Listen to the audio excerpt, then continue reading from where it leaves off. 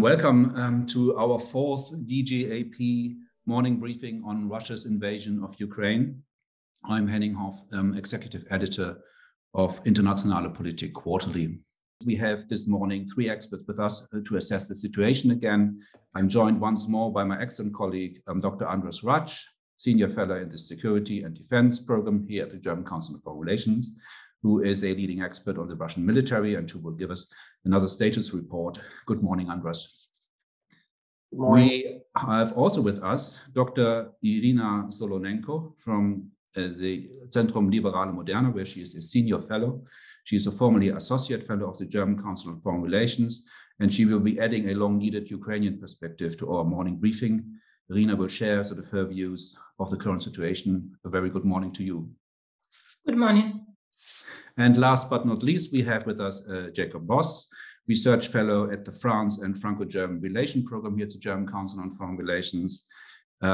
Jacob is joining us from Paris to update us on the French and European position on how to best support Ukraine and respond to the country's European ambition. Welcome, Jacob. So with any further ado, please let's turn to András now for his assessment. Thank you, Henning. Good morning, colleagues, and thank you once again for joining us on this Thursday morning.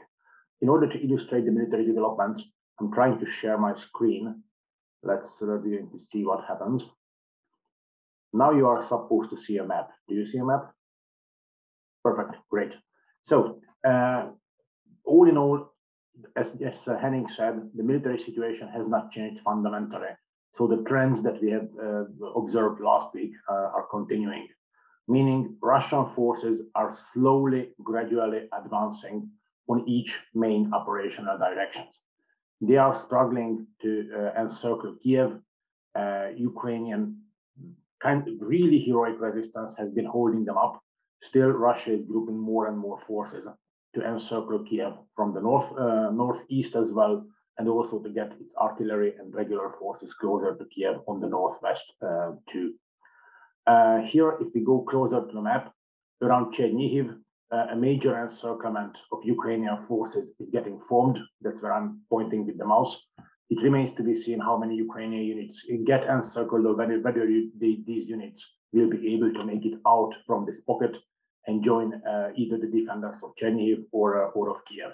But I highly recommend watching this encirclement because this might entrap substantial Ukrainian forces. In the east, Sumy is still standing, though under heavy Russian siege, and Kharkiv is also under regular artillery and missile firing, missile shelling. Russia still did not manage to encircle Kharkiv.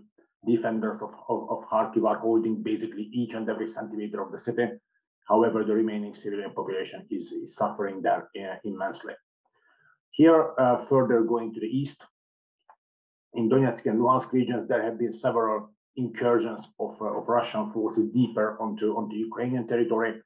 The fighting, the main Ukrainian forces, which have been defending the Donbas line of contact, are in the gradual need of keeping retreating towards northwest in order to avoid a large-scale strategic encirclement here, which also means that just as we said last week, there is no way to relieve Mariupol from the siege, because all the substantial Ukrainian forces are moving away from Mariupol. This is an organized retreat. This is not a panic. This is not a running away, but still Ukrainian forces are in the need of retreating gradually from Donetsk and Luhansk regions. We are soon getting to the moment when Ukraine will completely lose control over the whole territory of the Donetsk region. And in Mariupol, you've all seen it in the news, hundreds of thousands of civilians are still in the city, and Russia is consistently blocking evacuation efforts. I don't think it's an exaggeration to call the situation literally hell on earth, what's happening in Mariupol. I highly recommend reading the reports of yesterday's report of the AP News from Mariupol. That's something unseen in Europe, probably ever since the war in Yugoslavia. Further going south and southwest, Russian forces are still fighting around Mykolaiv. Ukraine so far managed to prevent the encirclement of Mykolaiv. However, Russians are slowly moving towards really completing the encirclement around Mykolaiv.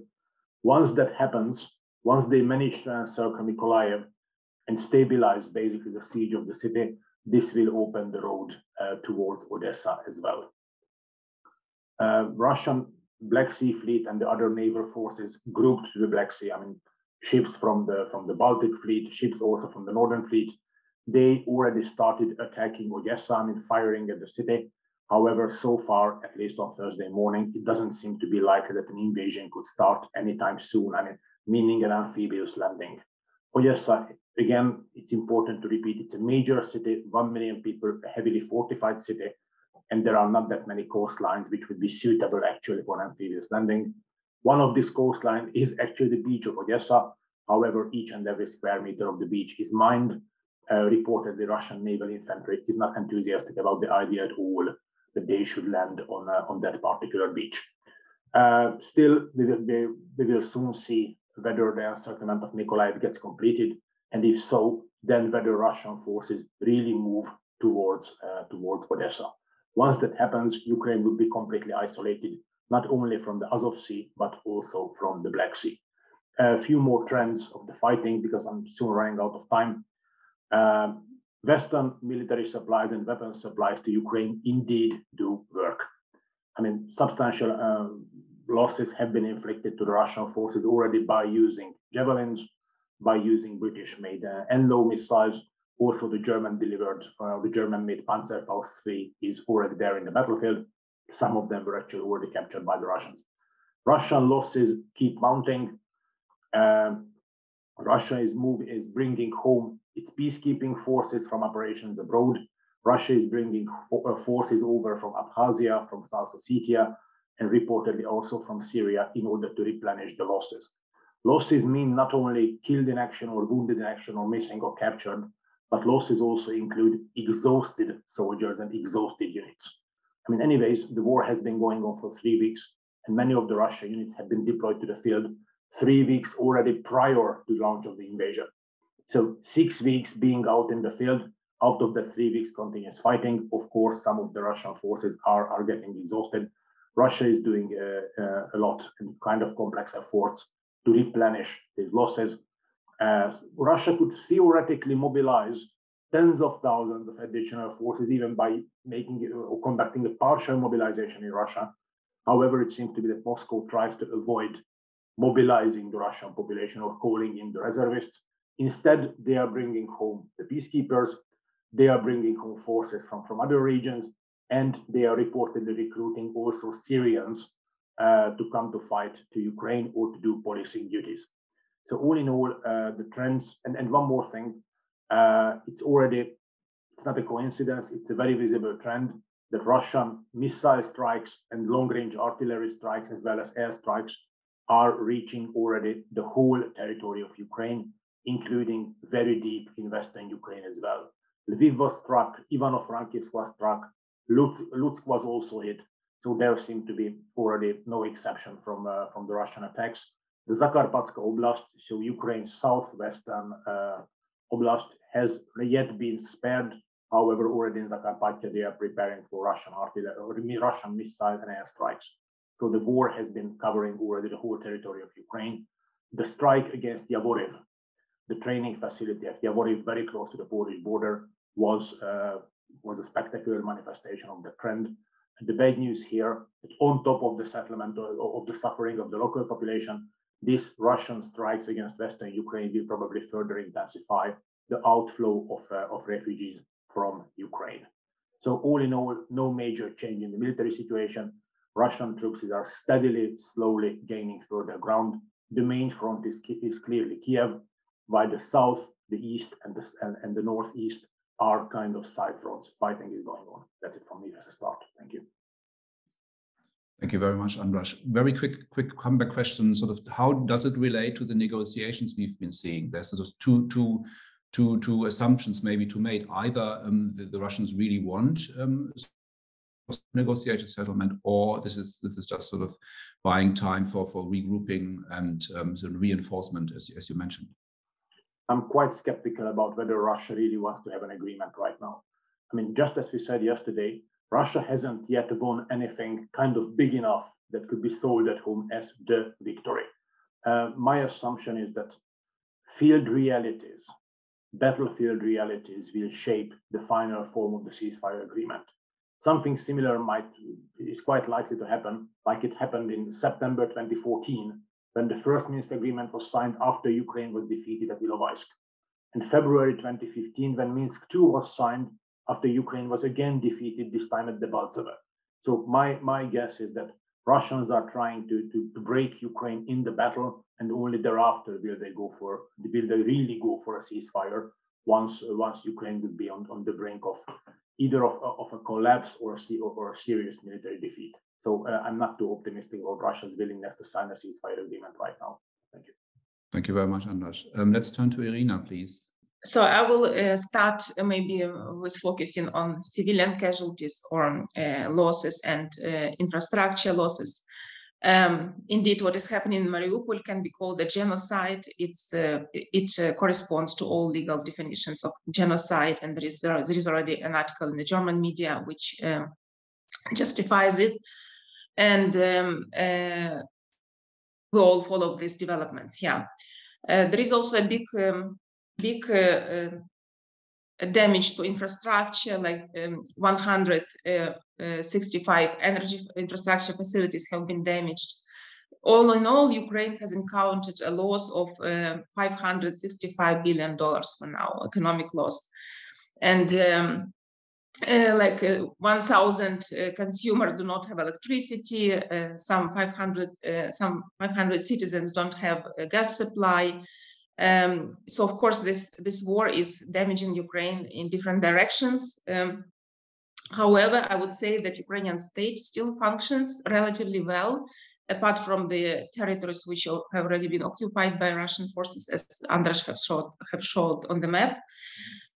So we see that Volodymyr Zelensky is working intensely to communicate to the audience, international audience, what is happening in Ukraine. This is a very important front, international front, let's put it this way. We see that the foreign ministry is working very well, and the fact that we have more weapons supply is also a result of this diplomatic pressure from Zelensky and from the foreign ministry.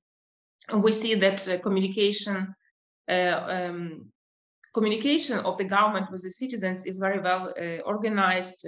Social networks work well, and we see reports from the Ministry of Defense urging citizens not to disclose information about movement of Ukrainian troops or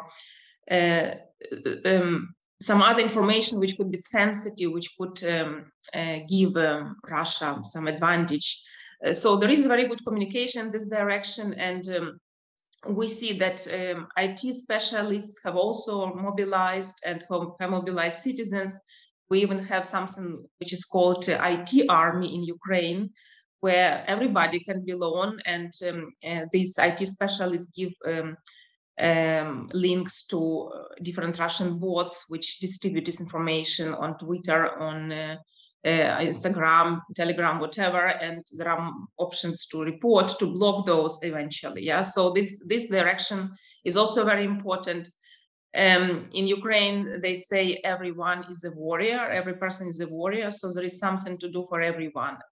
We see that civil society in Ukraine is immensely strong, well organized in reporting about, gathering information about war crimes, reporting this information in different languages to the international audience. This is also very important. And when it comes to basic services which the state provides, we in Kiev, I have a lot of friends and relatives in Kiev, and now they say it works very well now. In the first days, for instance, there was no fresh bread. There was a kind of shock as the war started, but now everything works well. The shops are full with supplies, and there is no panic. We have a so-called territorial defense units. They were created back in 2014, but were not very active, but were activized or become active in the beginning of February, when it was clear that then invasion might happen. Yeah, and a lot of people, a lot of men and women also inscripted in this territorial defense units, and their task is, of course, to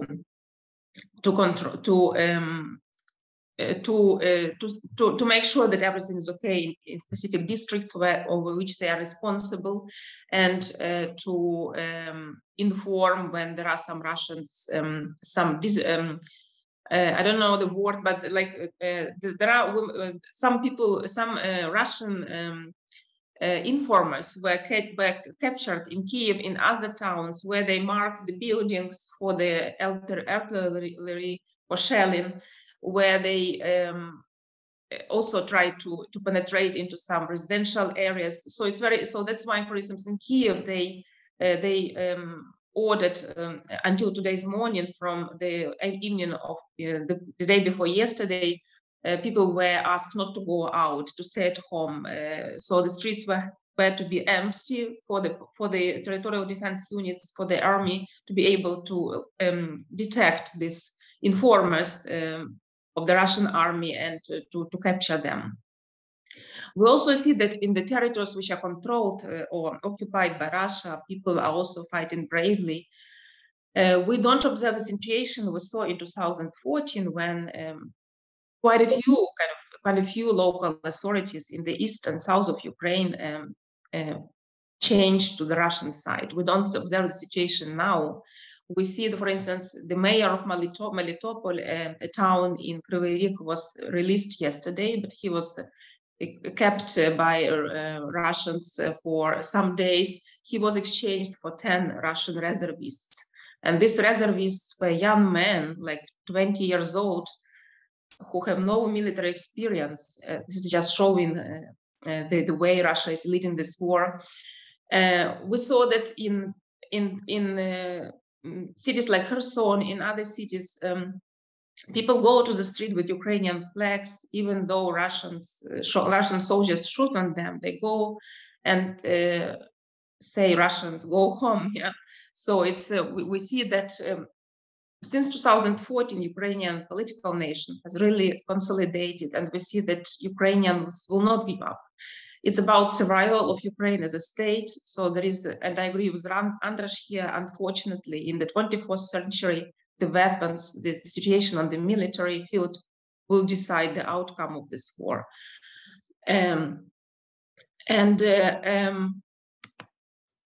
We also all know, we heard that the Chernobyl nuclear plant is controlled by Russian forces. The workers of this plant are basically kept as hostage for days there.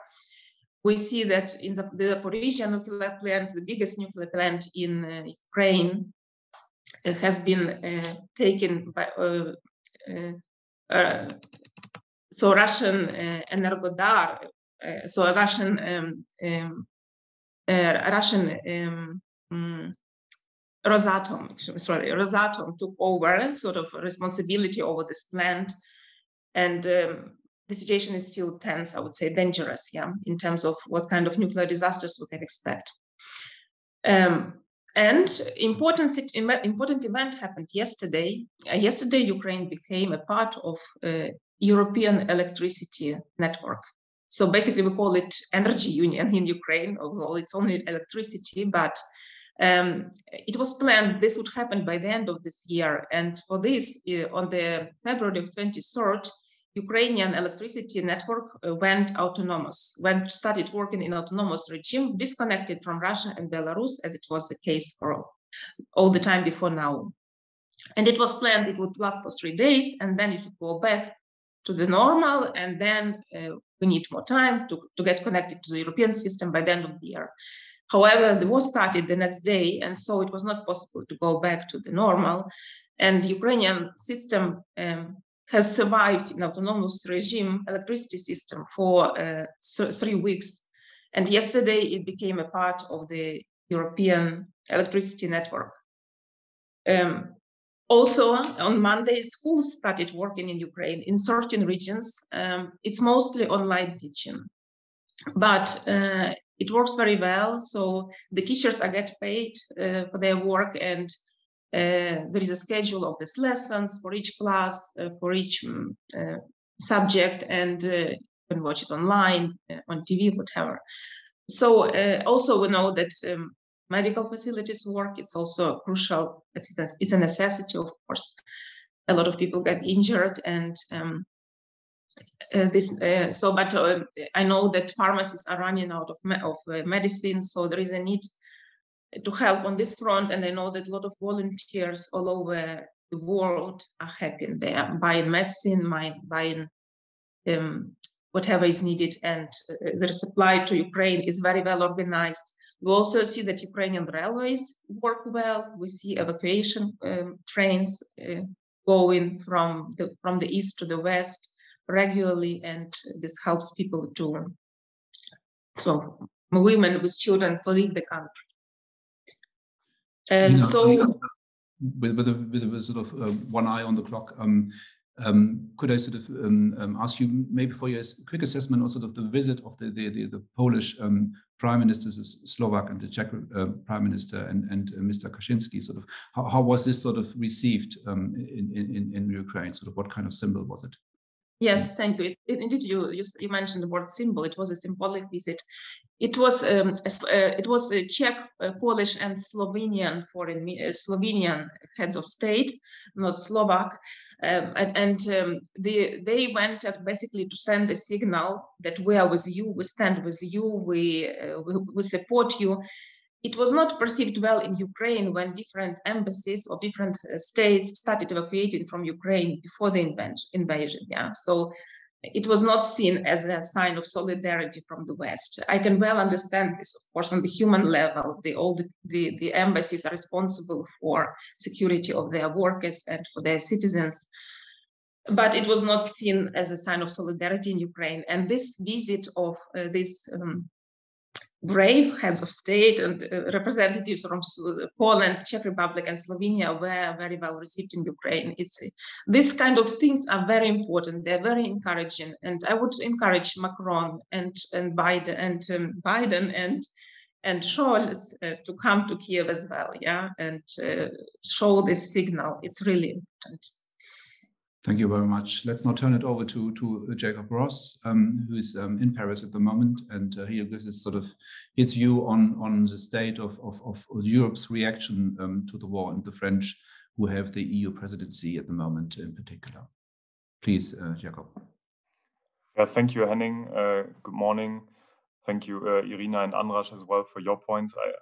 I will complete and kind of zoom out after we heard a detailed report on the situation in Ukraine, on what my impressions are the French discussions, on what the French efforts have been, the European Union efforts in these past weeks.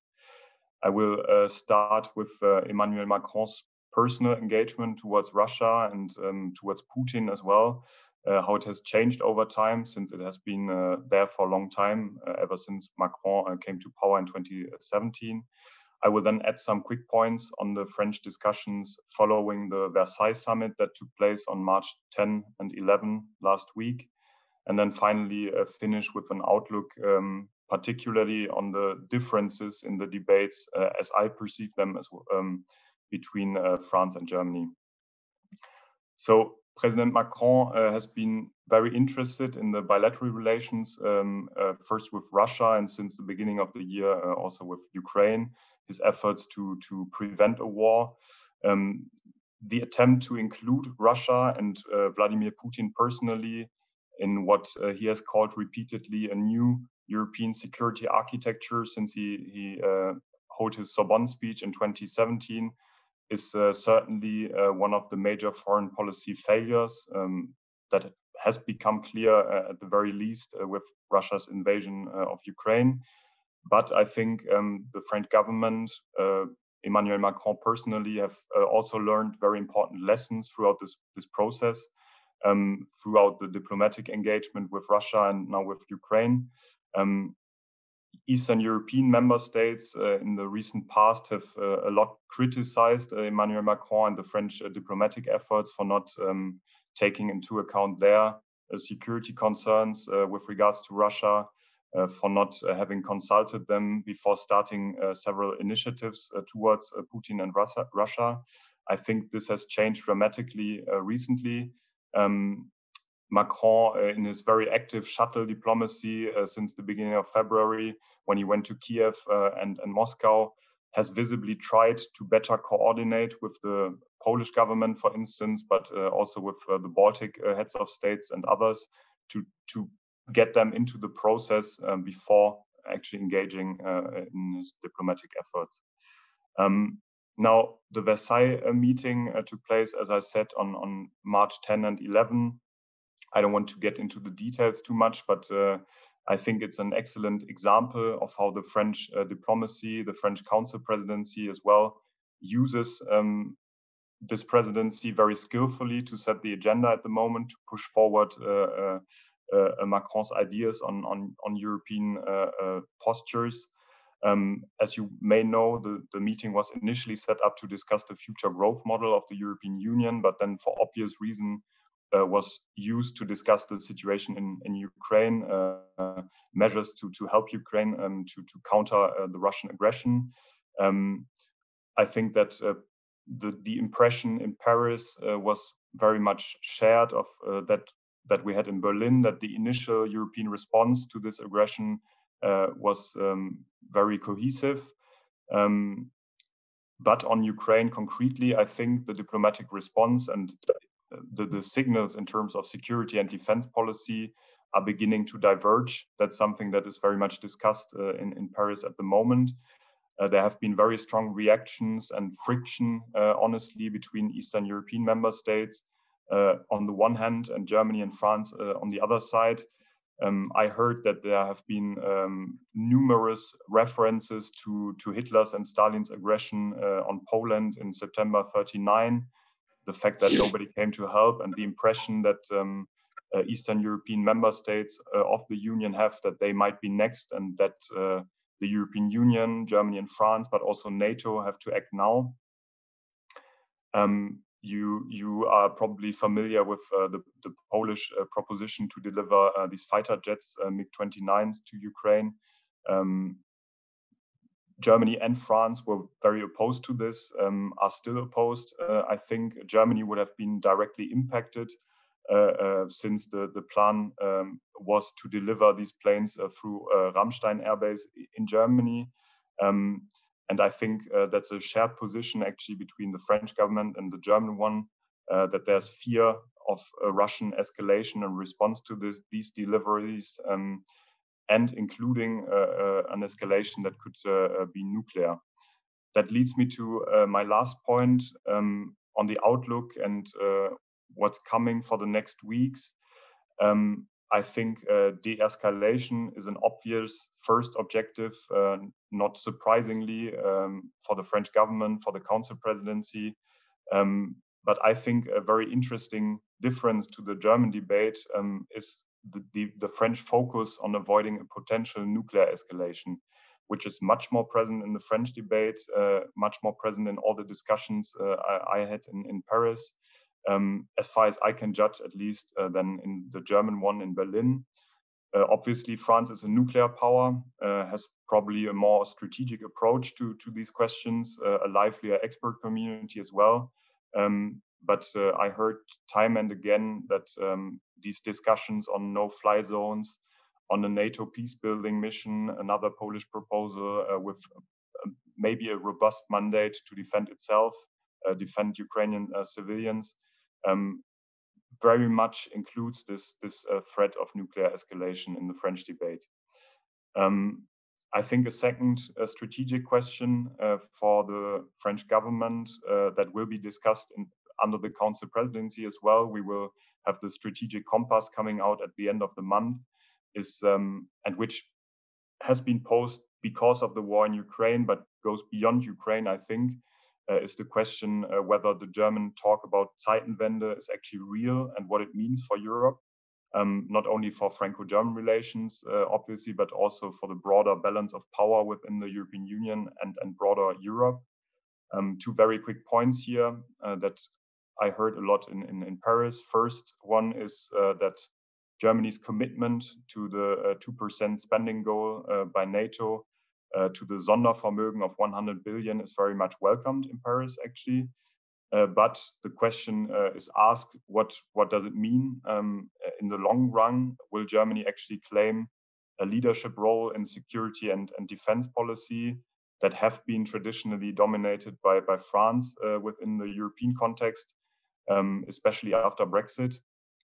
And the second question, if German elites, the German government finally woke up to the new European realities, does that mean that their interest for more distant regions will fade?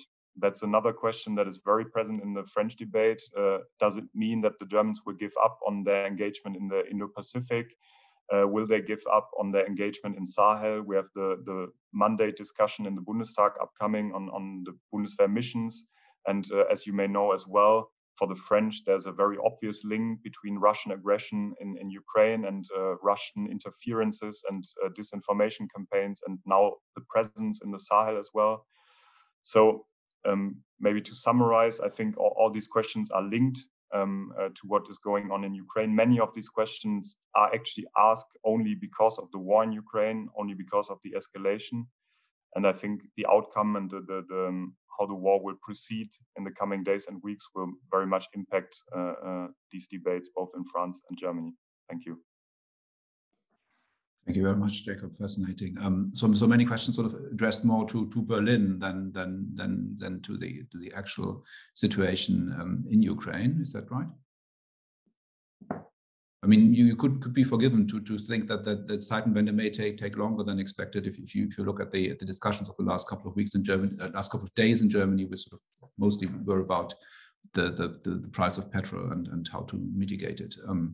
Since we've already sort of overrun a little, I would like to open it now to you. To our audience. Please raise your hand if you've got questions. There have already been quite a few questions in the chat, which András in particular has sort of does his best to answer very comprehensively. But maybe one question I just spotted, this is about sort of from a Ukrainian perspective, Iryna, sort of what would be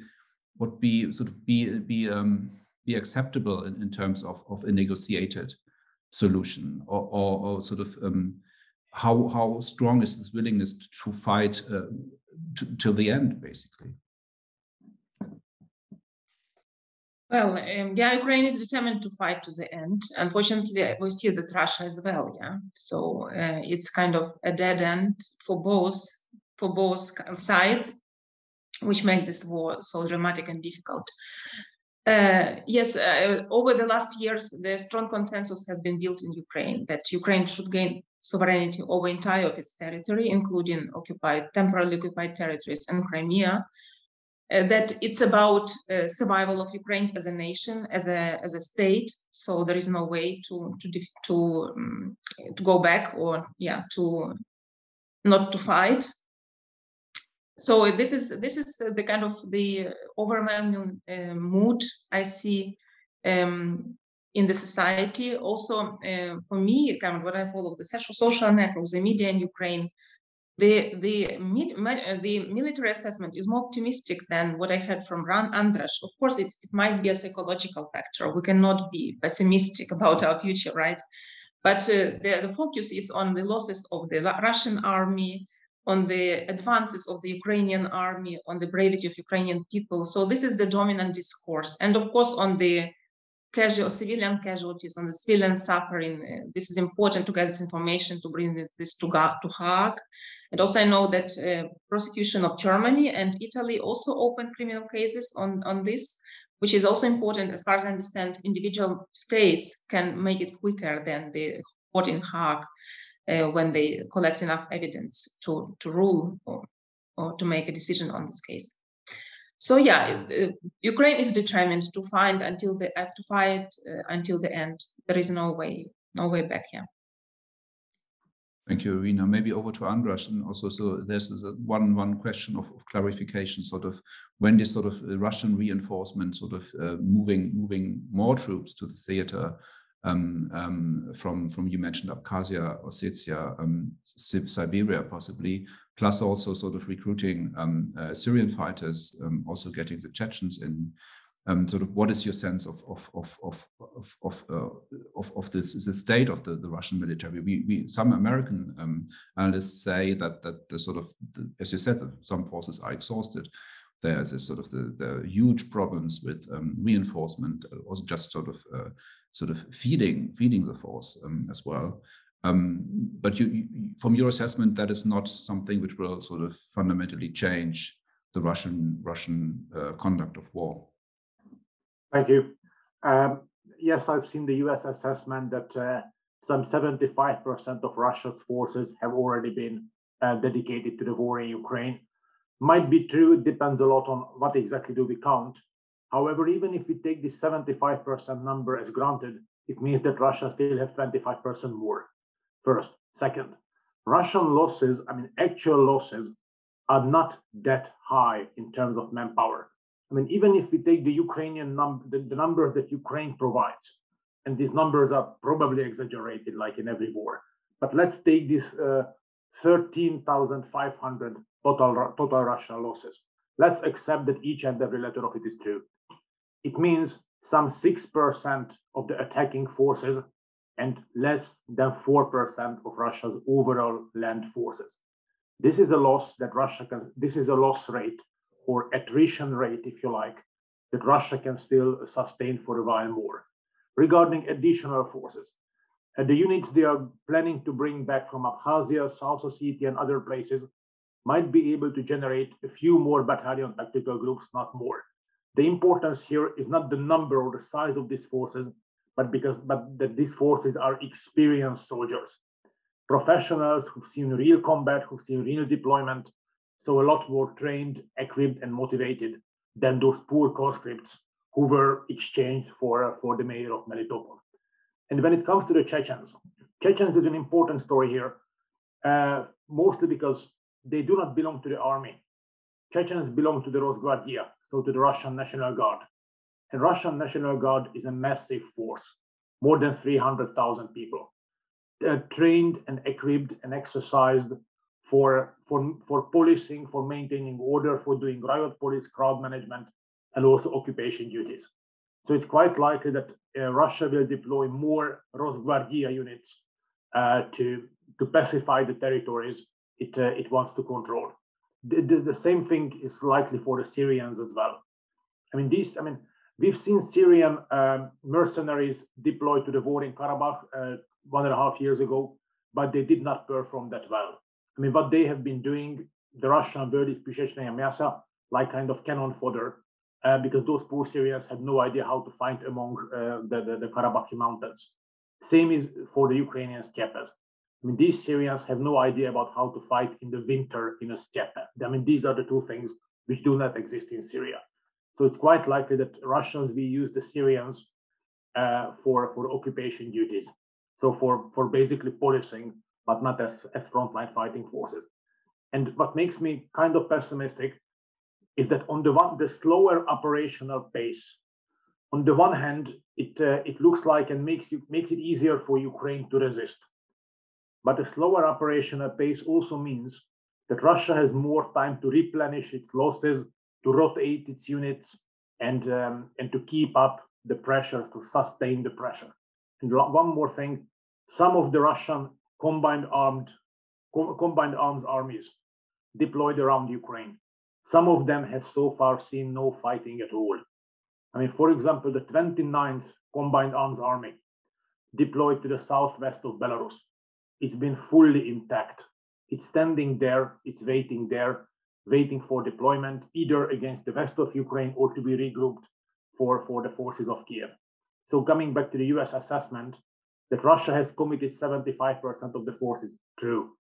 But it doesn't mean that 75% of these forces would already be, what the German expression is, abgekämpfte.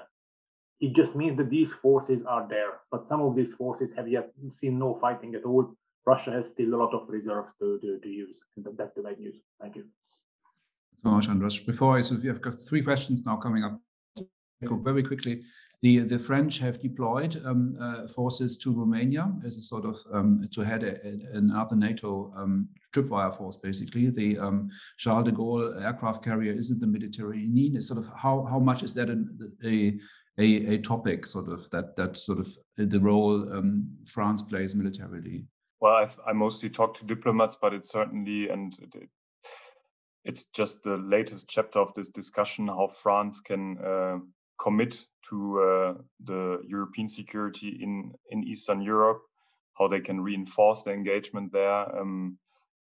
French diplomacy has tried to bridge this gap that there was traditionally, that France was looking southward, looking towards the Sahel, the Mediterranean, and Eastern European member states of the European Union were suspicious about French motives. I think that has changed with this crisis again. You mentioned the deployments to Romania, the French contribution to NATO in this very high joint readiness force, NATO's force, the spearhead is currently commando is held by the French in Lille in northern France. So they are very present in these discussions. And I think, frankly, just as the diplomatic efforts and this, what I talked about, President Macron's trying to signal to Eastern European member states that he takes them more into consideration into French initiatives. The same goes for the military engagement, and France really tries to be more present in Eastern Ukraine, facing the Russian aggression, being present on NATO's eastern flank. The question now remains for the future as well, if that means that they will ask for more European engagement, including from Eastern European states, maybe in zones like the Sahel, which has been a reality already. I mean, Takuba, the special forces mission in the Sahel, saw contributions from the Czech Baltic states as well. So you always have this balance in a way between the south and NATO's eastern flank. Thank you very much. You mean Eastern Europe, not Eastern Ukraine, I think. Sorry, yeah, slipped. We have 3 questions, which I'd like to take in a row. Peter Linke first, please, and my DGAP colleague Milanec, please. Let me follow up on questions of previous questions and saying that if there is an assessment in the part of NATO and EU that if you don't stop the Russian military this time in Ukraine, we might face them on Ukrainian borders. So it's in our own interest to help militarily Ukraine, which is going on. But my question is, which NATO members are actually supplying Ukraine the most, except the US? What in particular France and Germany are supplying? Because the argument about the military jets, which from the Polish side, they know how complicated this is. But the argument then is that if Ukraine needs, especially to improve their air defenses, if there is a supply of some air defense system like S-300 from my home country, Slovakia, then Slovakia would need immediately a replacement of a Patriot system. This is now ongoing. Germany will provide a Patriot system, but in a few weeks. The question is immediately if it can be an immediate supply or a change right now. And again, our US friends are more active than European friends in the context of discussion of European pillar within NATO. Second quick question would be about the prospects to have a quick agreement in the next 1 or 2 weeks. So there is a notion that this war will have an important phases next 2 weeks, as you alluded. If there is no agreement and Putin goes in 2 directions, you can see a tough talk, but also sort of probing Zelensky. What does a protracted war mean for Europe? Thank you. Thank you very much, Milan. Maybe let's go to Iryna first. I mean, there were lots of questions. Maybe you can pick and choose what you think is best addressed. by you particularly, but the sort of maybe the role of foreign fighters in Ukraine. There's sort of some reports telling us about sort of volunteers going to the front lines, sort of with a sort of whiff of the Spanish Civil War back in the 30s. Is this something which is discussed in Ukraine? Yeah, thank you. I will first touch upon the issue of war. Is it war against Ukraine or war against Europe, civilized world? Let's put it in this way. And I think this is the latter. If we follow what Putin said yesterday, he said his rhetoric has changed. He now says this war was necessary. He doesn't deny the war anymore. He says this war was necessary to protect Russia, to ensure a future for Russian children. And you can see very clearly that he says it's against Western values. He condemns the Russian people who go to the West, eat foie gras, I don't know, having mobility in the West. It's really a very clear kind of withdrawal of Russia, or isolation, self-isolation of Russia from the entire civilized world. This is of course very dangerous, which also says that Russia is determined to go to the end. And of course, Ukraine is here protecting not just its territory, its sovereignty, but the European values. So the values of the Western civilization, and that's why it has to be more clearly understood, and it needs more solidarity with weapons, of course. If NATO cannot close Ukrainian sky, then sufficient so protection systems should be supplied, and we see that US is doing it now after Zelensky address. Hopefully, it can be a solution to close, alternative to closing the sky. So it's important, and so I know from my friends from Czech Republic, from Poland, they think NATO is already a party to some conflict. They don't think that NATO is not, and in many Western European countries, we see this fear of having NATO being engaged, although NATO de facto is already. So it's a question whether we should all strike our forces together now to defeat Russia, or we make this war long and then with the risk of spilling it over to NATO proper. Yeah, this is a question I cannot answer, but this is an important question. And foreign fighters, indeed, there is a kind of so-called foreign battalion in Ukraine. So President Zelensky personally asked everybody who wants to come and fight. I've heard about fighters from Central African Republic, from I forgot which country, but the issue was discussed that it was expensive for them to come to Ukraine, so it might prohibit them to come to Ukraine. But from Europe, we know fighters from Chechnya, not those from Kadyrov's side, from other kind of part of Chechnya. They're also in Ukraine fighting. We know about fighters from Germany. I don't have a figure, but there are pretty many foreign fighters engaged in this war on the side of Ukraine. Volunteers, yeah. Thank you very much. András. Thank you. To the question of Mr. Linke about the foreign fighters, this is a very diverse group. Ukrainians speak about, this kind of foreign legion, and they speak about the number like 20,000. Even if we take the 10th of it as true, probably much more applied, but probably not 20,000. Still, this is a very, very diverse group with people with different military experience, different age, different backgrounds, different knowledge, different language skills. So it's quite likely that Ukraine will use them in a compartmentalized way. So let's say if there are former veterans of the US Army, they can form one group because they speak the same language, they have the same experience, they know that they have the same combat training. Former veterans of the French Foreign Legion, that can be another group. Chechens, these are the Chechens who left Chechnya after the First and the Second Chechen Wars. And actually, some of the Chechens were fighting in Ukraine already in 2014, 2015. They had two battalions, the Isamunayev battalion and the Johar Dudayev battalion. So Chechens also played, that's also a separate detachment. But so the very diverse background of these volunteers will necessitate for Ukraine to use them in smaller units. Interesting fact, some of the volunteers are actually not fighters. Some of them are IT specialists who join Ukraine's kind of cyber army or IT army. Some other people volunteer for non-military service. I mean, even Hungarian volunteers will go to Ukraine. Hungarian laws prevent them from doing any fighting service, but they can do non-military service. So volunteers are a very diverse group, particularly veterans of Western armed forces.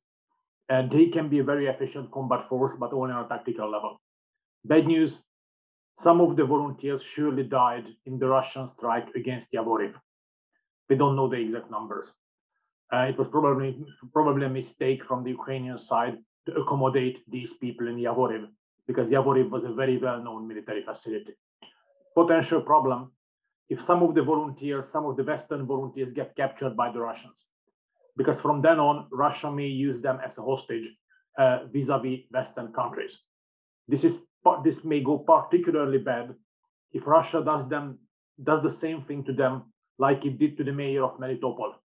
They kidnapped the mayor, and what happened to the mayor? He wasn't taken to Russia. He was taken to the so-called Luhansk National Republic. I mean, imagine if Western volunteers get captured and get taken to court to the Luhansk National Republic or Donetsk National Republic. There, even consular protection would not apply. So I very much hope that Ukraine will use these volunteers in a smart way. And the NATO's involvement, I fully agree with Iryna. NATO is de facto involved only not with fighting forces. We are doing everything we can apart from sending fighting forces. And I think it's time to be very clear about that. That yes, NATO as an alliance and NATO countries individually, yes, we do support Ukraine and we will keep support Ukraine despite all the claims and threats from the Russian side. So clarity in this particular situation, I think, means strength, not weakness. To the question of Mr. Pope about the war spreading into other countries, while fully understanding, of course, the concerns and fears of our Baltic allies, I do not think that Russia would be ready or willing to take up an open confrontation against NATO. I mean, this is not the Baltic states in 2014, 2015. And since the enhanced forward presence there, with the tripwire forces there, taking up a direct confrontation with NATO would mean, in the Baltic states would mean that Russia risks direct escalation with NATO, while Russia's forces are yet bogged down in Ukraine. So I don't think that Russia would go for the Baltic states, particularly not this time. Regarding Moldova and Georgia, why would it be necessary? I mean, through the Russian forces stationed there in the separatist territories, Russia can already exercise substantial influence over these countries. Not full control, but the preventive influence. I mean, making sure that they do not make it either to EU and NATO, it's already there. And one more point on that. Traditionally, Russian imperialism doesn't work in such a way. Usually, if they conquer a territory, they sit on it. They sit on it, stabilize their rule, learn the lessons, lick their wounds. And once the situation is stabilized, only that's the moment when they move forward. So, and Russian army, by the time when this fight will be over, whichever way it ends, but by the time when it ends, Russia's armed forces will really be exhausted and overstretched. Taking on one more country that's unnecessary, risky, probably further overstretching. And again, I mean, why would they do so? On Milan's question, which NATO allies provide the most support? Of course, I mean, the beginning of the list, we all know, United States, UK, the Canada is also helping, Baltic states are also helping, Poland is helping, Czech Republic is a substantial player here, and many other NATO countries get involved, as well as Germany. I mean, I just like to point out again how important it is, the German decision to actually deliver arms into an active conflict zone. This hasn't happened. I'm not a German expert, but my impression that this hasn't happened for decades, probably ever since the Second World War. So even numerically, the German support might not be decisive yet. An important red line has already been crossed. So this fits also into what I said before. Yes, NATO is involved, albeit not with fighting forces, and we can be perfectly clear about that. There is no need to submit ourselves to Russia's claims and threats. We need to keep supporting Ukraine, I think. Thank you very much. We are sort of very close to our time, but with Jacob, maybe you could come in with 2 sentences on the French perspective on this. Well, the first one would be that well, Iryna and András made it very clear that I guess in Eastern Europe it's a stated fact that NATO is part of the conflict. That's very much something that is avoided.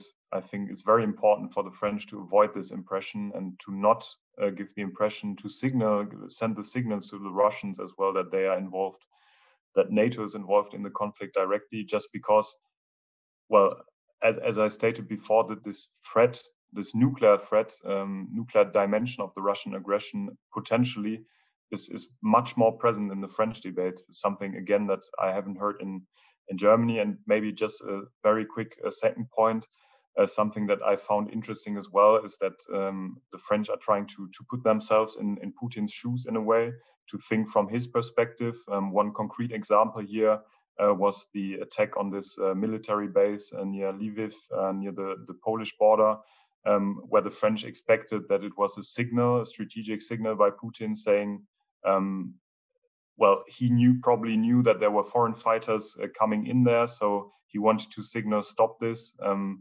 And that's another dimension of the debate, this putting yourself in the Russian perspective, trying to think strategically from both sides, that I haven't heard of or haven't seen in Germany so far. And I think it's very important not to send the wrong signals as well, again.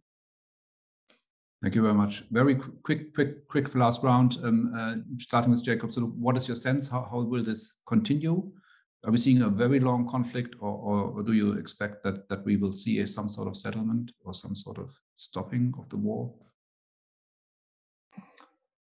Honestly, I mean, I would leave the final judgment to András and Iryna as well, but I think we should certainly prepare for a long protracted war. Europe should do everything they can, and also, even if it might sound cynical to Ukrainians, but the European Union should draw the right lessons from this. It's probably the last chance to get the right lessons and to get the right discussions going. And I think we see this at the moment in Germany, but also on the European level. And we should take this as an opportunity as well, as hard as it might sound. Yeah. Thank you. András? Well, if we are going to have a protracted conflict, probably the most direct and most immediate effect on Europe will be that those millions of Ukrainians who already fled their homes will have nowhere to return to, meaning these people are likely to stay in Europe for a longer time. This is going to be an effect that particularly Central and Eastern European member states and also Germany will have to face. And this will be way bigger than the refugee crisis of 2015, 2016. And of course, it will affect our economy, it will affect our investments, it will affect our automotive industry, for example. Ukraine has been integrated into European automotive industry. It's an important supplier. A protracted conflict might affect these supply lines as well. So it will have multifaceted effects on Europe, and none of these effects are going to be good, unfortunately. Thank you, András. And Iryna, final words to you, please. I think it's important to focus now on thinking what else we can do to undermine Russian military capacity. Economic sanctions, maybe there are some possibilities which will give immediate effects. Yeah, so it has to be a really tough work of economists, of military specialists to see what else we can do to undermine Russian military capabilities at this moment and enhance Ukrainian military capabilities, Ukrainian financial situation, because we need also money now to support this war. So this is should be the focus of attention now, I think, instead of building scenarios, because everybody is interested, as András also said, for this war to finish with, let's put so, victory of Ukraine, yeah. Because the effects for the whole Europe would be dramatic. Thank you very much. And with this, a very thank you to our 3 panelists. Thank you also to you all for joining us this morning. We will continue this. Please stay tuned to further invitations by the German Council on Foreign Relations. And again, thank you to all of you staying here. Do watch Zelensky's speech, which he had just delivered in the Bundestag while we were talking in the second half of this event. I'm sure it will be available soon as a recorded version of it. And see you soon again here at the German Council on Foreign Relations.